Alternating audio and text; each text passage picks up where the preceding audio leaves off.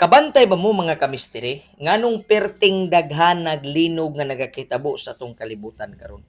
Unsa may ipasantop sa Ginoo nato? Kay ang linog mga kigsunanti man ini ha, pwede ning mukalas sa tanan nimong gihaguan. Tanan nimong gipaningkamutan og pila ka tuig pwede nang mawala within 30 to 60 seconds only. Kay ang linog nga mulungtad og usa ka minuto daghan na kaayo nagdanyos nga pwede niyang mahimo mga kaigsunan. So nganong gitugutan man sa Ginoo ang mga linog nga manghitabo dinhi sa atong kinabuhi?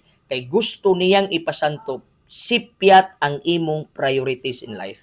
In Genesis 1 verse 1, nag-ingon daan ang Ginoo, in the beginning God. Dapat sa sinugdanan, ang Ginoo yun na nato. Magsugod kag trabaho, dapat na Ginoo. Mutapos po ka sa trabaho, dapat ang Ginoo. Ang nakamali manggod nato, ang nakamali nimo, sipyat nimo, sige kag pangayo sa Ginoo pero wala siya nahimong priority sa imong kinabuhi. Sultian ti ka mga kamisteri.